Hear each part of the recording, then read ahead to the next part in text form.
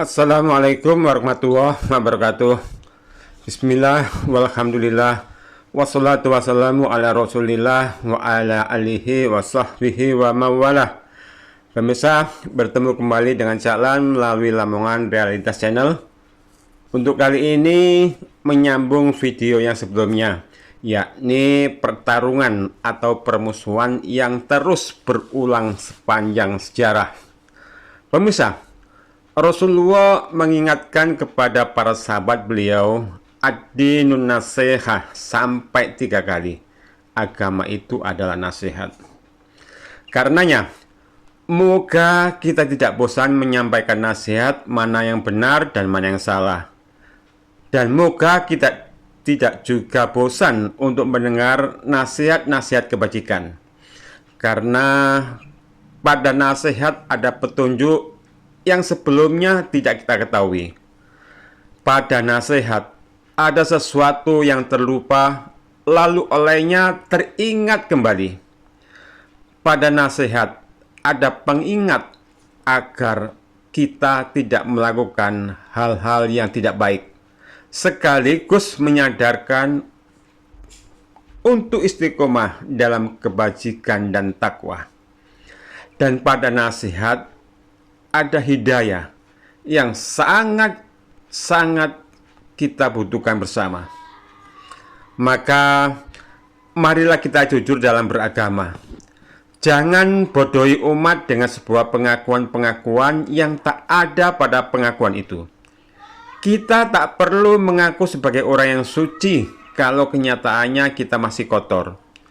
Kita juga tak perlu merasa yang paling toleransi, paling beradab, kalau kenyataannya kita masih belum mengerti makna dan batasan toleransi, bahkan kenyataannya seakan-akan kita masih dalam kehilangan adab. Kita juga tak perlu ngaku-ngaku sebagai golongan ahli sunnah wal jamaah, kalau pada praktek ibadahnya tidak mengikuti sunnah, bahkan tidak paham dengan makna ahlussunnah wal jamaah itu sendiri. Kita tak perlu mengaku bermadhab pada Imam Syafi'i kalau dalam kenyataannya lebih mengagungkan amalan tradisi dan hampir semua amal ibadahnya menyimpang dari yang diajarkan oleh Imam Syafi'i sendiri. Misal, Rasulullah SAW tidak pernah sekalipun dalam kehidupannya mengajarkan acara selamatan setelah kematian. Dan Imam Syafi'i pun tidak pernah mengajarkan di semua kitabnya. Bahkan dalam kitab ulama Syafi'i yakni dalam kitab I'anul Talibin, di situ dikatakan bahwa barang siapa yang melarang acara tahlilan, maka ia mendapat pahala yang besar. Lantas kenapa kita sampai berani mengadakan ritual tahlilan tersebut? Mengapa antara pengakuan tidak berbanding dengan perbuatan? Demikian juga Rasulullah tidak pernah mengajarkan baca sholawat sambil bergoyang dangdut. Dan Rasulullah pun sangat tegas mengharamkan musik. Begitupun Imam Syafi'i juga tidak pernah mengajarkan amalan yang serendah itu. Bahkan Imam Syafi'i mengharamkan juga sebagaimana yang Rasulullah haramkan. Bahkan Imam Syafi'i mengatakan seorang pencuri yang mencuri alat-alat musik tidak wajib kena qisas dan tidak wajib mengembalikan alat musik yang dicuri tersebut. Nah, segitu haramnya musik. Lalu kenapa kita yang mengaku ahli sunnah wal jamaah, mengaku bermadhab Imam Syafi'i, begitu maniaknya terhadap musik? Bahkan sampai apa yang diharamkan itu sengaja kita persembahkan kepada Allah Azza wa Jalla dengan mencampurkannya dengan kalimat-kalimat thayyibah.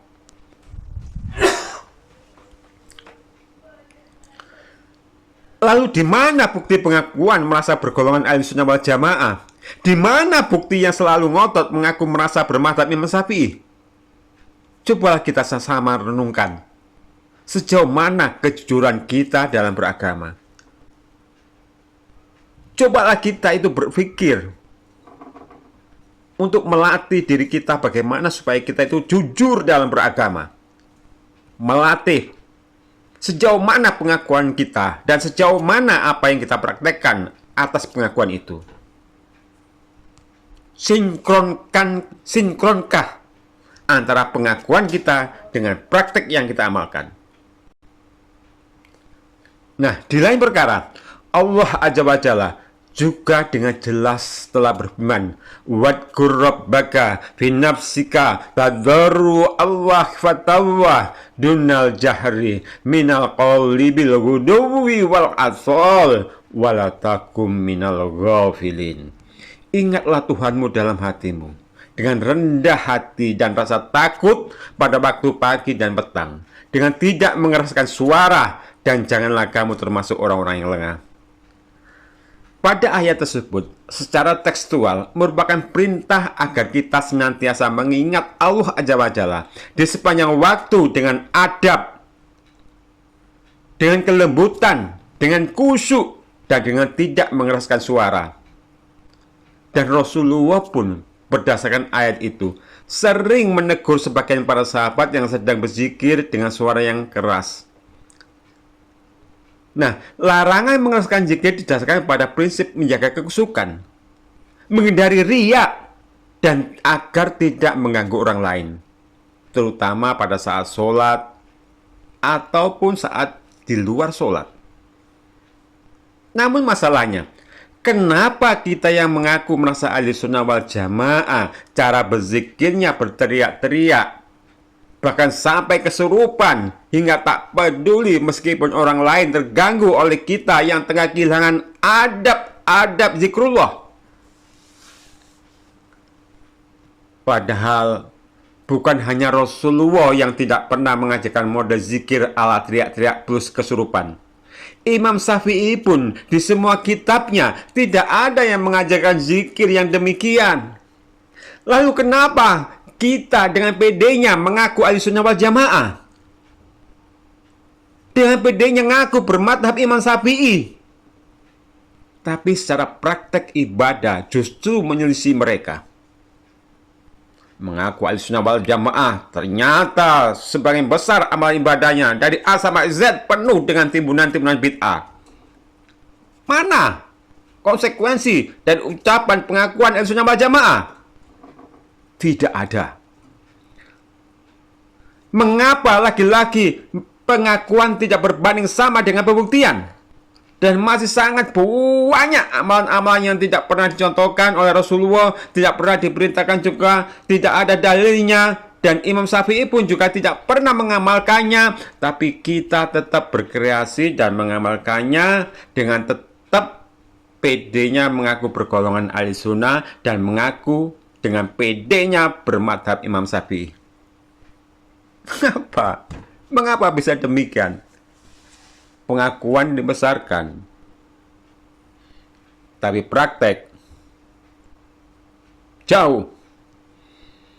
Nah pemirsa, begitulah kenyataannya kebanyakan umat Islam sangat memandang hina sifat-sifat munafik, tapi secara nggak sadar bangga jadi kaum munafik. Sangat memandang mulia sifat-sifat kejujuran, tapi sangat menikmati ketidakjujuran dalam beragama. Dan kalau kita dengan penuh kepedulian untuk terus mengingatkan mereka, mengingatkan saudara-saudara kita agar kembali kepada sunnah, maka apa yang kita dapatkan dari mereka? Ternyata kita dan mereka juga merupakan bagian dari pengulangan sejarah. Dan lihatlah balasan apa mereka terhadap kita ketika kita mengingatkan. Pemahaman yang merusak, yang membelah-belah kekuatan umat Islam, yang memecah belah kaum muslimin. Kaum muslimin disebut orang musyrik, bahkan lebih syirik dibandingkan dengan Abu Jahal dan Abu Lahab. Sungguh kejam, Bapak Ibu sekalian, paham ini. Bagaimana kalau anak-anak kita mesantren di tempat itu melahirkan orang-orang yang kasar, yang radikal seperti itu. Orang Wahabi, Quran pakainya, hadis pakainya, otak tinggalkannya, itu masalahnya. Jadi wajib memerangi Wahabi, karena ajaran Wahabi ini ajaran mungkar, ajaran teruk, ajaran buruk, ajaran jelek, wajib diperangi.